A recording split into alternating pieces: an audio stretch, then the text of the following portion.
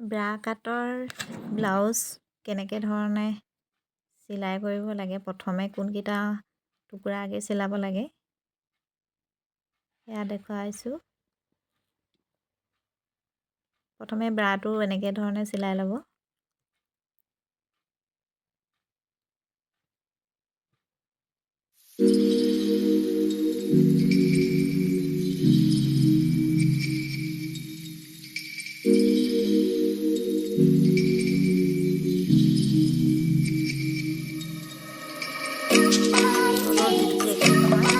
তলৰ ফাললৈ অকণমান বহলকৈ মাৰিব, ওপৰ ফাললৈ বেজি নিচিনাকৈ পাতল কৰি আনিব, ধুনীয়াকৈ মিলি পৰে। বেজিৰ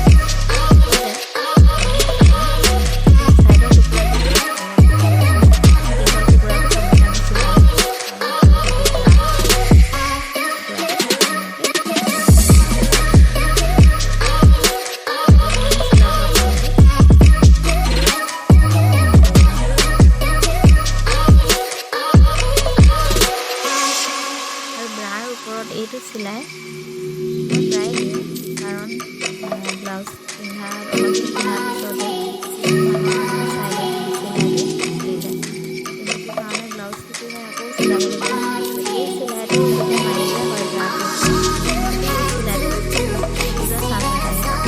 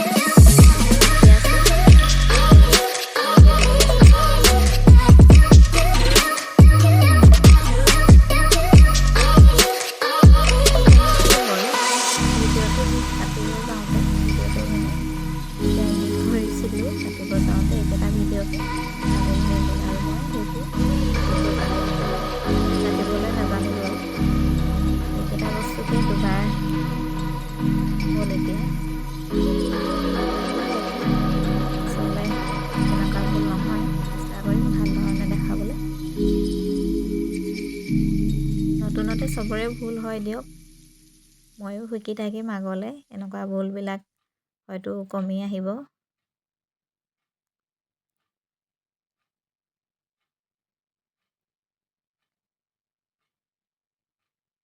এই জইনটো নিজৰ গা ফালে ৰাখিব, মেইন ব্লাউজৰ যিটো মেইন কাপোৰটোৰ ফালে ৰাখিব জইনটো।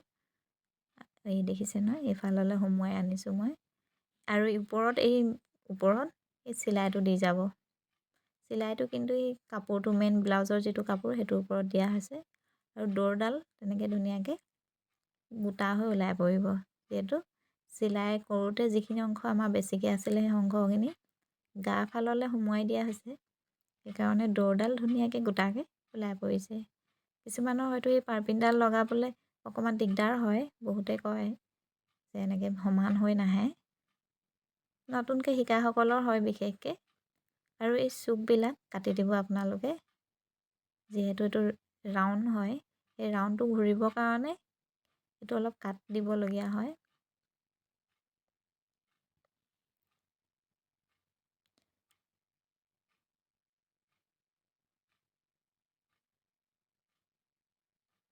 এনেকৈ ধৰণে দেখিছে, এতিয়া ধুনীয়াকৈ মিলি গৈছে। ইয়াত ঘূৰাই দিয়াত কোনো প্ৰব্লেম হোৱা নাই। তেনেকৈ ব্লাউজৰ পিঠিটো ধুনীয়াকৈ এইটো যিটো ৰাউণ্ডটো ধুনীয়া হৈ থাকিব। কিন্তু আপুনি কাপোৰটো কাটি নল'লে কাপোৰৰ যিটো মেইন পাৰ্পিনটো যিটো লগোৱা হৈছে সেইটো ওলাই থাকে, বাহিৰলৈ ওলমি থকা আগতে হয়, পিঠিত বহি নাথাকে তেতিয়া। এয়া হৈ গৈছে পিঠিত পাৰ্পিন খুওৱা। এতিয়া এইটো ফ্ৰণ্ট ছাইডটো একেধৰণেই আৰু তাৰ ওপৰত এটা চিলাই কৰি পিনে সেই দৌৰডাল সোমোৱাই পিনে তেনেকৈ ধৰণে আৰু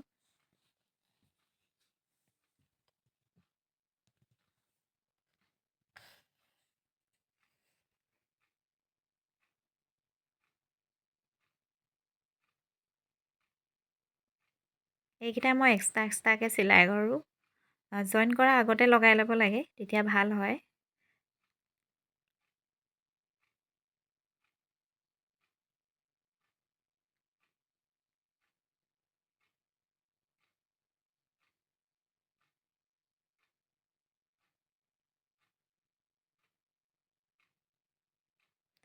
যিহেতু মই আগতে কৈয়ে গৈছোঁ, সেইকাৰণে মই আকৌ কৈ যোৱা নাই আৰু, বুজি পাইছে চাগে।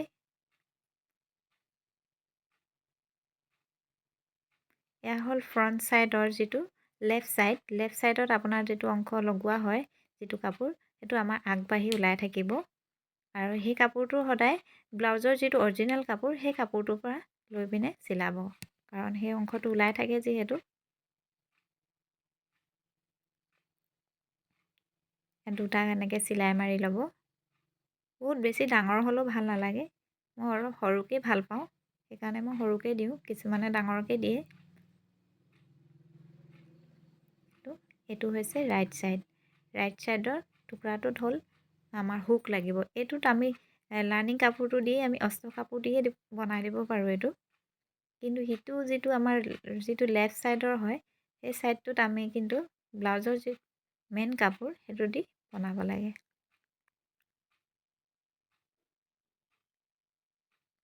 এইটো ভিতৰলৈ সোমোৱাই দিছোঁ, দেখা পাইছে।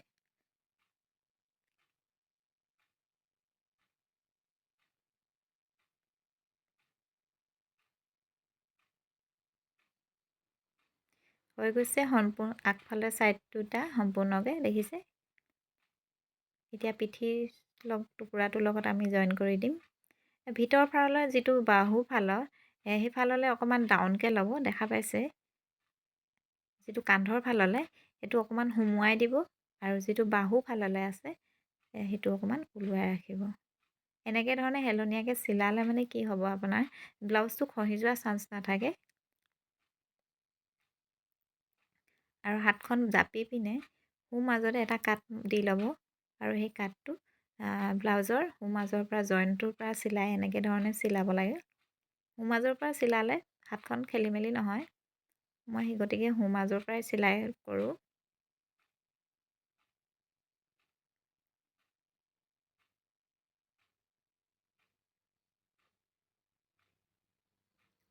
হৈ গৈছে আমাৰ হাত লগোৱা।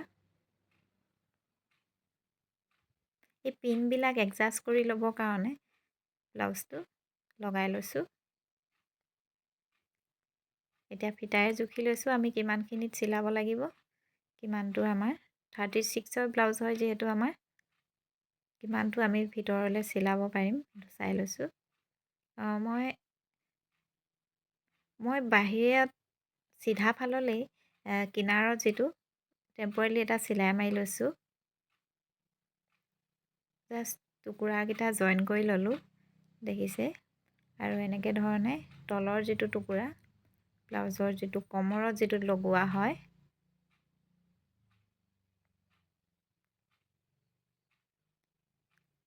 সেইটো টুকুৰা ইয়াক আপোনালোকে এনেকৈ ভাঁজ কৰি সৰু সৰুকৈ ভাঁজ কৰি ল'ব। ভাঁজ কৰি যদি বেকা তেৰা হৈ থাকে ইয়াক এনেকৈ ভাঁজ কৰি পিন এটা লগাই ল'ব আৰু কেঁচি এনেকৈ জাপি ধুনীয়াকৈ কাটি দিব, সমান হৈ যাব। নহ'লে কি হয় দীঘলকৈ কাটি উলিয়ালে কেতিয়াবা তেৰা বেকা হয়, সেইকাৰণে মই তেনেকৈ জাপি লৈ মিলাই লওঁ। আৰু এনেকৈ ধৰণে মই ফিনিচিং চিলাই দিয়া আগত চিধা ফাললৈ চিলাই এটা মাৰি এনেকৈ কাপোৰটো মই লগাই লওঁ। আপোনালোকেও এনেকৈ লগাই ল'ব পাৰিব। মই এনেকৈ কৰিলে সুবিধা পাওঁ। কিবা কাৰণত যদি ব্লাউজটো ডাঙৰ কৰিবলগীয়া হয় তেতিয়া এইটো বস্তু চিলাইটো খুলি আপুনি চিলাইটো অকণমান বাহিৰলৈ মাৰি দিলে হৈ যায়। যদিহে সেই কাপোৰটো আপোনাৰ এক্সট্ৰাকৈ লগোৱা হয় তলৰ যিটো কাপোৰ কমৰৰ, তেতিয়া আপোনাৰ জইন যেতিয়া বহল কৰিবলগীয়া হয় তেতিয়া আৰু এটা টুকুৰা জইন কৰিবলগীয়া হয়। আৰু এই চিলাইটো আপোনালোকে মাৰি ল'ব পৰাপক্ষত, তেতিয়া কি হয় আপোনাৰ মানে চিলাই খুলি যোৱা চান্স নাথাকে, ব্লাউজৰ হেৰিটো ভাল হয়, কাষ্টমাৰে ভাল পায়। এয়া হৈ গৈছে আমাৰ ব্লাউজ সম্পূৰ্ণ।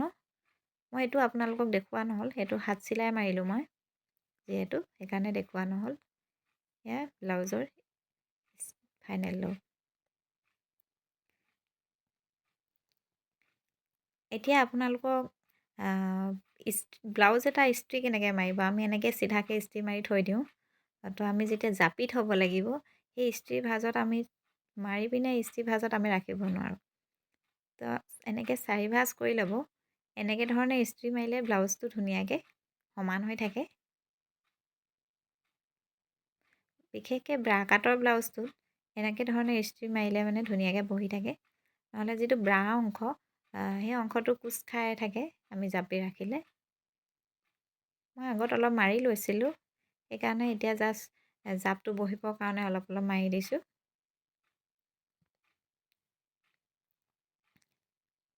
এতিয়া আমি ধুনীয়াকৈ অলপ অলপকৈ ইস্ত্ৰিটো মাৰি জাপি দিয়াৰ পিছত আমি ধুনীয়াকৈ ৰাখি থৈ দিলে কাষ্টমাৰেও এনেকৈ জাপি দিলে ভাল পায় বা কাষ্টমাৰ ৰাখিবলৈও ভাল হয়। এনেকৈ দেখিবলৈও ধুনীয়া হয়।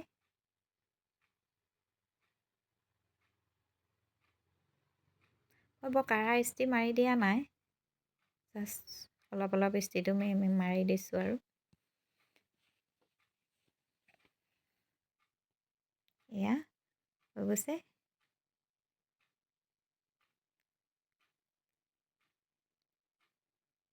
এতিয়া আমাৰ ব্লাউজ দেখিবলৈও ধুনীয়া হৈছে আৰু ইস্ত্ৰিবিলাকো ধুনীয়াকৈ কোচবিলাক নাইকিয়াকৈ বহিছে। এনেকৈ ধন্যবাদ আজিলৈ।